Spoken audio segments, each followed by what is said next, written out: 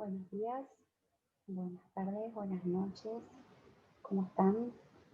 Hoy les acercamos una clase más del Seminario de Soberanía Alimentaria, esta vez un tema relacionado con el nuevo 3, Derecho Humano a la Alimentación.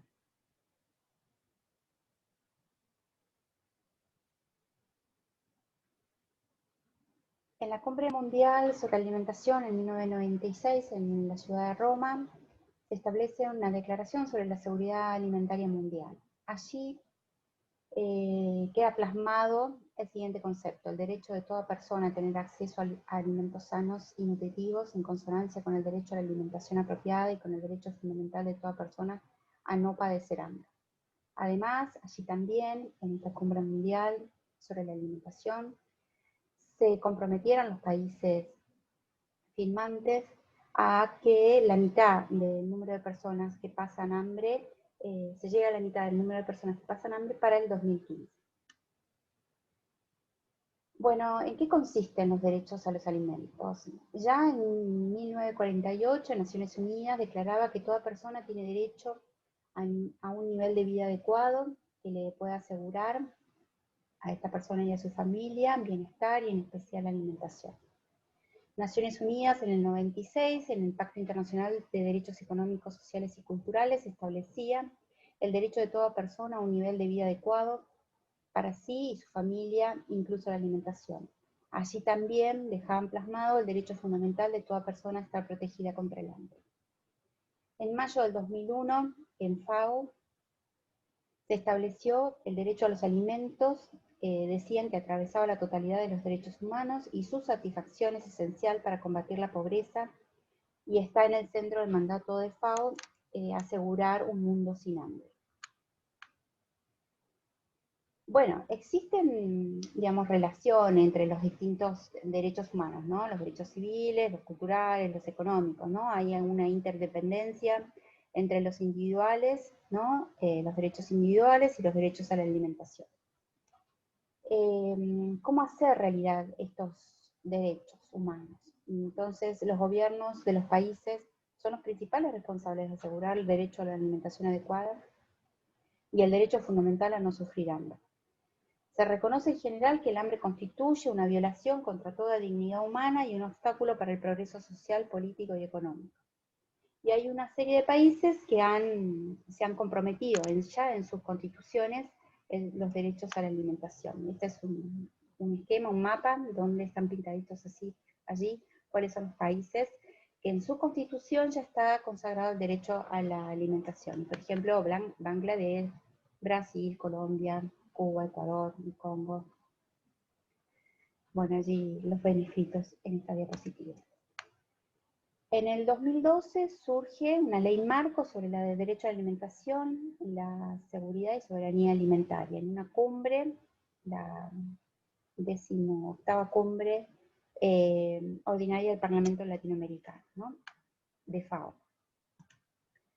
Algunas definiciones para tener en cuenta. ¿Qué es la adecuación? La adecuación es el acceso a los alimentos en forma física y económica, teniendo en cuenta la cantidad, la calidad, ¿no? Para llevar adelante una vida saludable. Obviamente estos alimentos deben tener, digamos, deben estar asegurados, o sea, asegurados en el sentido de que sean seguros para la alimentación, y obviamente hay algo más grande que los ampara, que es la soberanía alimentaria. Recuperemos los conceptos de soberanía alimentaria, que esos están relacionados en la forma en la que se producen los alimentos, en que los pueblos eligen cómo alimentarse, que no se perjudica el medio ambiente, que no se utilizan agrotóxicos, que las personas que cultivan los alimentos, o que producen los alimentos a partir de los cultivos, tengan acceso a la tierra, etc. Bueno, las violaciones de los derechos a la alimentación comprenden toda forma de discriminación, ya sea que no se puede asegurar el acceso a los alimentos, ya sea desde el punto de vista económico, por motivos étnicos, de sexo, de idioma, de edad, de religión, de opiniones políticas, condiciones sociales o nacionales o patrimoniales, etc. Todas esas situaciones violan los derechos a la alimentación. En Argentina, ¿cómo estamos? Bueno, el Estado es parte de estos tratados que estábamos hablando anteriormente y ha reconocido el derecho a la alimentación adecuada como un derecho interno. Como el Estado argentino, entonces se encuentra obligado a respetarlo, protegerlo, realizarlo y adoptar medidas para hacerlo efectivo. Esto ya lo marcaba Marcos Gilardi en el 2011 en un trabajo que hizo.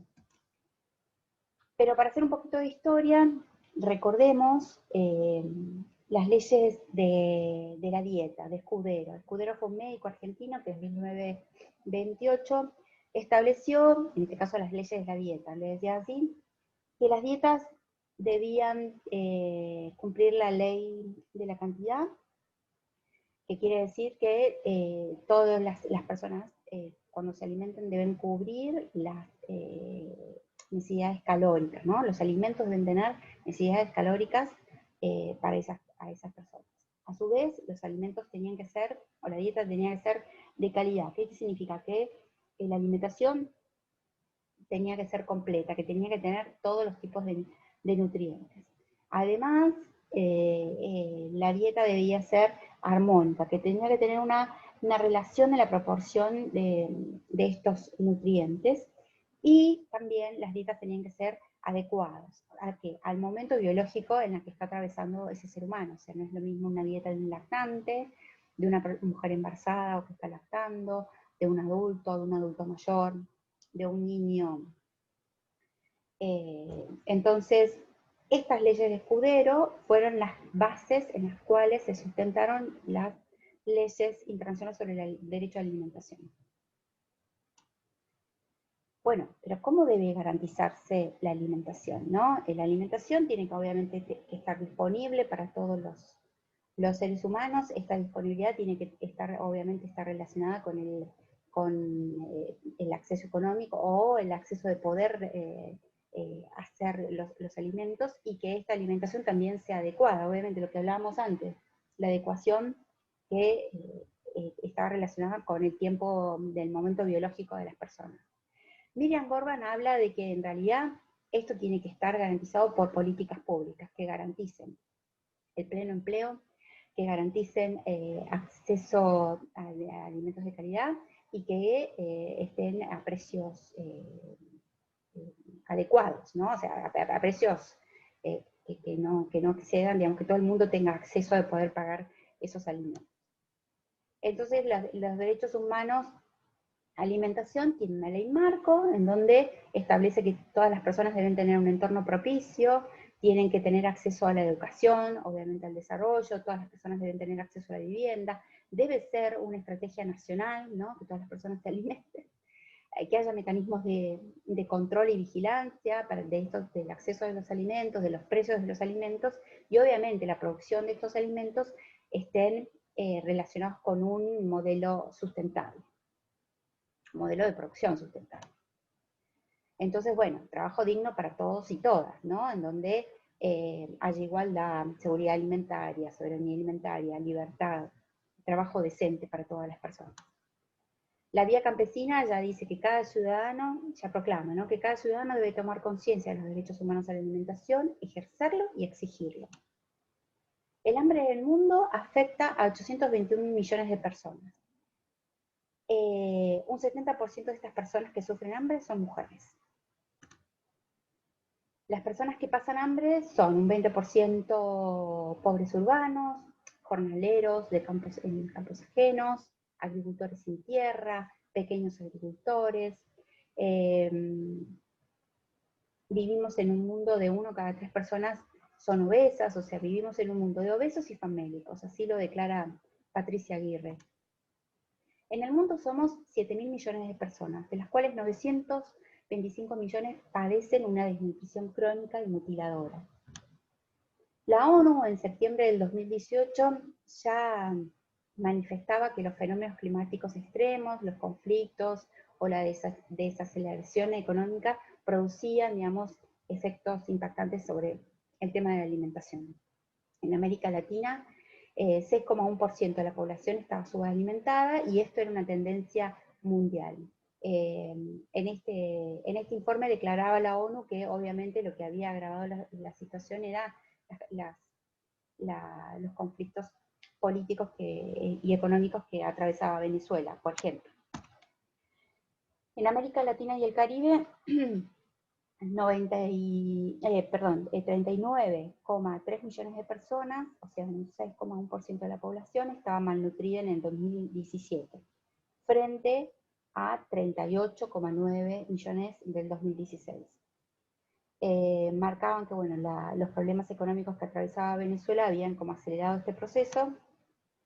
A su vez también en este informe declaraban que los fenómenos climáticos, ¿no? Sobre todo del Niño, digamos que había producido grandes sequías en 2015 y 2006, había como acelerado esta situación, digamos, de aumento del hambre, sobre todo en América Central, ¿no? Salvador, Guatemala y Honduras.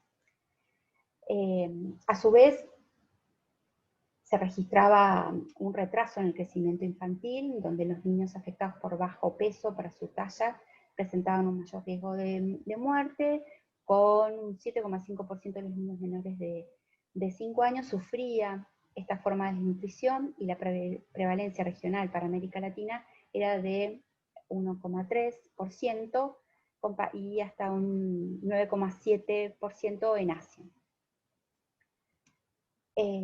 También se documenta que la obesidad aumenta entre los adultos, ¿no? Uno de cada 8 adultos es obeso, o sea, 672 millones de personas son obesas en el mundo.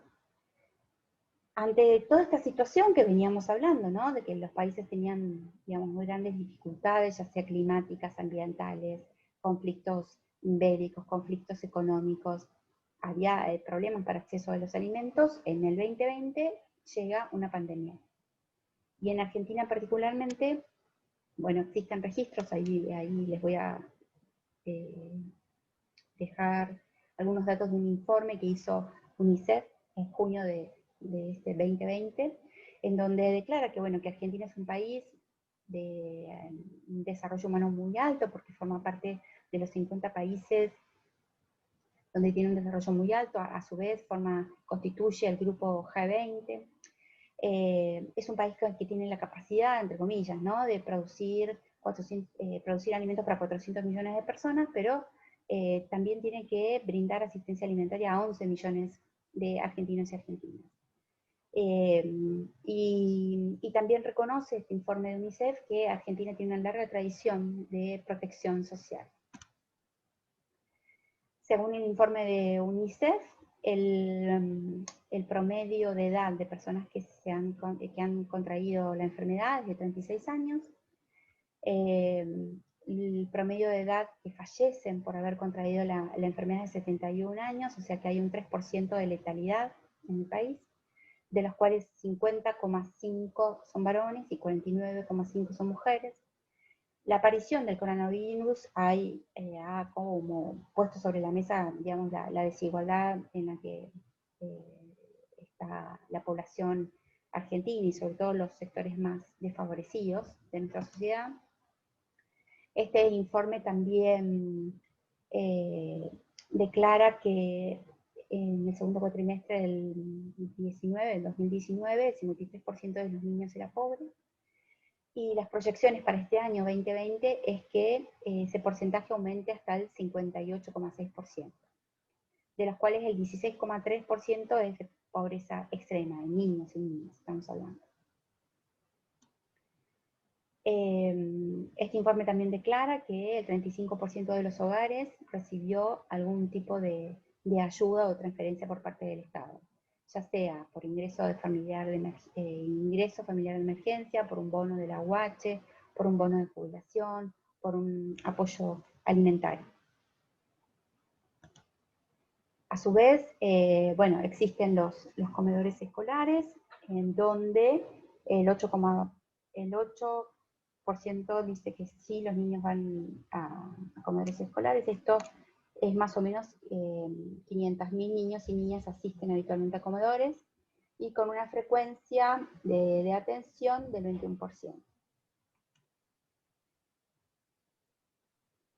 Bueno, ahora los invito a que trabajemos en grupo. Les voy a dejar en el foro del seminario la forma en la que vamos a dividir los grupos y vamos a trabajar el texto de Filardi, el derecho humano a la alimentación adecuada. Desde ya, muchas gracias por su atención. Les mando un abrazo.